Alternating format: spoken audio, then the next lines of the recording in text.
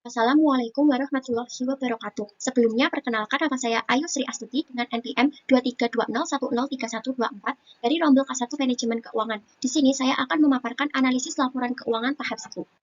Berikut isi konten yang akan saya paparkan, terdiri dari pendahuluan, bagian 1, bagian 2, dan kesimpulan analisis. Berikut merupakan 3 profil singkat perusahaan. Ketiga perusahaan ini berada di sektor kesehatan, subsektor jasa dan peralatan kesehatan. Pertama ada PT Bunda Medik Tbk dengan kode emiten BMHS, merupakan perusahaan layanan kesehatan yang berfokus pada ibu, anak, dan teknologi reproduksi berbantu. Didirikan pada 13 April 1978, bidang usaha utamanya adalah aktivitas rumah sakit swasta. Kedua ada PT Metro Healthcare Indonesia Tbk dengan kode emiten CARE, merupakan perusahaan pengelola jaringan rumah sakit umum, ibu dan anak dengan merek Hospital Group, didirikan pada 7 Oktober 2015, awalnya bernama PT Aruna Anjaya Perkasa. Bidang usaha utamanya adalah jasa konsultasi manajemen dan investasi di entitas anak. Ketiga, PT Diagnos Laboratorium Utama Tbk dengan kode emiten DGNS, merupakan perusahaan penyedia layanan laboratorium klinik dan diagnostik terpadu. Perusahaan ini merupakan bagian dari PT Bunda Medik Tbk yang didirikan pada 29 Agustus 2009. Bidang usaha utamanya adalah aktivitas penunjang kesehatan. Bagian 1. Analisis kegiatan investasi perusahaan. Analisis operating working capital. Bisa dilihat pada PT BMHS, OWC mengalami kenaikan yang signifikan, naik sebesar 80 miliar sekian. Ini menandakan perusahaan mengalami ekspansi. Lalu untuk PT CARE mengalami penurunan yang sangat tajam sebesar 156 miliar sekian. Ini menandakan adanya pemberhentian aktivitas operasional. Lalu PT DGNS, OWC-nya relatif stabil walaupun mengalami sedikit penurunan, namun ini masih menunjukkan manajemen modal kerja yang lebih konservatif dan terkendali. Kemudian pada PT BMHS, OWC sales to ratio-nya itu naik dari 0,11 menjadi 0,15, menandakan adanya penurunan efisiensi modal kerja. OWC turnover turun, menandakan modal kerja makin lama terikat. Pada PT CARE, OWC sales to ratio turun dari 0,93 menjadi 0,21, ini menandakan adanya peningkatan efisiensi modal kerja. OWC turnover-nya naik signifikan, berarti perputaran modalnya itu semakin cepat. Pada PT DGNS, OWC sales to ratio-nya itu turun dari 0,48 menjadi 0,38. Ini terjadi peningkatan efisiensi modal kerja. Untuk OWC turnover-nya mengalami kenaikan yang stabil, yaitu di angka 2 sampai 2,62. Ini menandakan perputaran modal yang konsisten. Kemudian rasio account receivable turnover dan average days in receivable bisa dilihat pada diagram. Pada PT BMHS itu account receivable turnover-nya itu mengalami penurunan dari 13,47 menjadi 10,74. Ini menandakan penagihan piutangnya itu melambat. Tapi perusahaan ini tetap mencetak siklus penagihan tercepat dibandingkan dengan perusahaan yang lainnya. Untuk PT CARE, account receivable turnover-nya itu menunjukkan performa yang stabil, yaitu di angka 8, mencerminkan konsistensi dan terjaganya manajemen piutang dengan rata-rata hari penagihan piutangnya itu 44 hari. Lalu pada PT DGNS, account receivable turnover-nya itu sedikit naik, menandakan adanya perbaikan, namun tetap menjadi siklus penagihan piutang terlama, yaitu sekitar 90 harian. Kemudian rasio inventory turnover dan average days in inventory pada PT BMHS itu sedikit menurun ya, dari 18,78 menjadi 18,02. Ini menyebabkan average days in inventory itu meningkat dari 19,44 menjadi 20,25 hari. Meski demikian, efisiensi stok masih sangat baik dengan perputaran hampir 18 hari dalam satu periode. Pada PT CARE ini tidak relevan karena perusahaan itu hanya berfokus pada jasa sehingga beban pokok penjualannya itu tidak tercatat secara terpisah, melainkan dicatat bersamaan dengan beban pokok usaha. Kemudian pada PT DGNS, inventory turnover-nya itu meningkat dari 16,71 menjadi 17,89, sehingga diikuti penurunan average days in inventory dari 21,85 menjadi 20,40 hari, menandakan adanya perbaikan efisiensi dan risiko barang usang menurun. Selanjutnya, rasio account payable turnover dan average days in payable.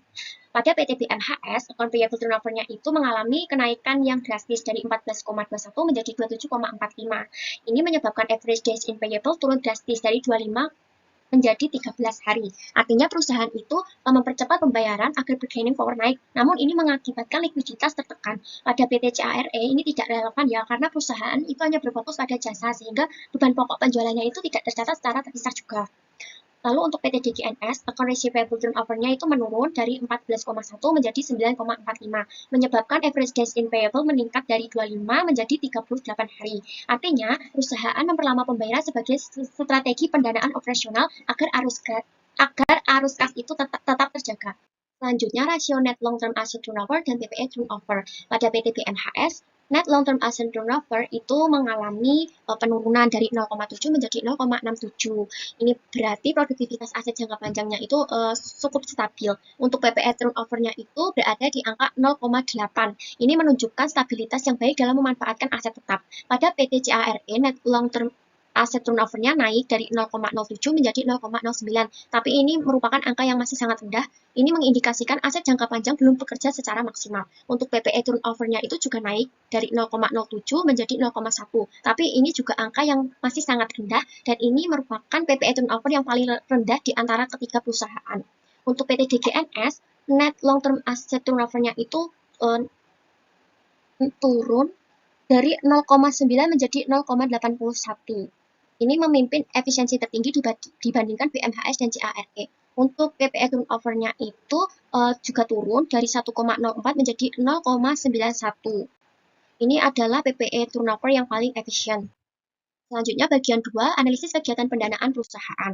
Ini terdapat rasio likuiditas current ratio. Pada PT BMHS, current rasionya itu meningkat dari 1,53 menjadi 1,92, menandakan adanya perbaikan likuiditas serta manajemen modal kerja semakin efisien namun tetap aman dalam membayar utang jangka pendek. Kemudian ada PT CARE, itu menurun dari 0,88 menjadi 0,62, berada pada posisi yang paling rendah. Rasio di bawah 1 itu mengindikasikan bahwa perusahaan kesulitan menutupi kewajiban lancar dengan aset lancar yang dimilikinya. Kemudian PT DGNS, current ratio menurun signifikan dari 6,08 menjadi 3,64. Namun tetap menjadi likuiditas tertinggi di antara kedua perusahaan lain dan masih dalam posisi sangat aman untuk memenuhi kewajiban jangka pendek. Selanjutnya, acid test ratio dan cash ratio. Pada PT BMHS, acid test ratio-nya ini mengalami peningkatan. Berarti likuiditasnya ini baik dan manajemen aset lancar di luar persediaan juga efisien. Untuk cash ratio-nya juga mengalami peningkatan dari 1,09 menjadi 1,38. Cash ratio ini paling baik dengan kemampuan kas sangat kuat untuk menutupi seluruh kewajiban lancar. Pada PT CARE, asites rasionya itu mengalami penurunan. Ini menandakan kesulitan memenuhi kewajiban lancar hanya dengan kas, piutang, dan investasi jangka pendek. Untuk cash rasionya juga mengalami penurunan. Ini mencerminkan likuiditas kas yang terbatas. Pada PT DGNS, asites rasionya menurun dari 3,49 menjadi 2,18. Namun tetap menjadi asites rasio yang terkuat dan sangat aman tanpa bergantung pada penjualan persediaan. Untuk cash ratio-nya itu juga mengalami penurunan dari 0,71 menjadi 0,19, mengindikasikan kemampuan kas melemah signifikan, hanya tersisa 19% pada tahun 2024. Selanjutnya, rasio solvabilitas, liabilities to equity ratio, dan debt to capital ratio. Pada PT BMHS, liabilities to equity ratio itu mengalami penurunan dari 0,71 menjadi 0,6. Dan debt to capital ratio itu juga mengalami penurunan dari 0,42 menjadi 0,38. Ini menandakan bahwa leverage-nya itu semakin kecil karena porsi utangnya juga berkurang, dan struktur modal juga semakin membaik. Pada PT CARE, liabilities to equity ratio-nya itu berada di angka 0,34 dan 0,33. Ini relatif stabil dan untuk debt to capital ratio-nya itu berada di angka 0,25. Ini sangat stabil, mencerminkan struktur modal yang konsisten dengan ketergantungan utang rendah dan cenderung konservatif, di mana hanya 25% total modal berasal dari utang. Kemudian, untuk PT DGNS, liabilities to equity ratio-nya itu mengalami kenaikan dari 0,39 menjadi 0,53. Untuk debt to capital ratio-nya juga mengalami kenaikan dari 0,28 menjadi 0,35. Ini menandakan perusahaan menambah porsi utang dalam struktur permodalannya dibanding tahun lalu. Selanjutnya, kesimpulan analisis kegiatan investasi dan pendanaan perusahaan. Pada PT PMHS berada dalam fase ekspansi besar yang tercermin dari lonjakan modal kerja dengan perputaran stok aktif dan perbaikan likuiditas meski mulai melambat sedikit. Ini menunjukkan kondisi keuangan yang paling sehat di antara ketiga perusahaan. Pada PT CARE itu konservatif dengan utang rendah, namun aset underutilized dan likuiditas di bawah satu semua. Ini menunjukkan kondisi keuangan yang kurang sehat. Untuk PT DGNS ini merupakan perusahaan yang paling strategis dengan efisiensi aset tetap tinggi dan optimalisasi termin vendor. Namun kasnya itu melemah secara drastis dan leverage-nya itu juga naik. Ini menunjukkan kondisi keuangan yang cukup sehat namun ada sedikit resiko. Kesimpulannya, PT PMHS memiliki kondisi keuangan paling sehat sehingga menarik untuk berinvestasi di perusahaan tersebut. Sekian pemaparan analisis kegiatan investasi dan pendanaan yang bisa saya sampaikan. Kurang lebihnya mohon maaf. Terima kasih atas perhatiannya. Wassalamualaikum warahmatullahi wabarakatuh.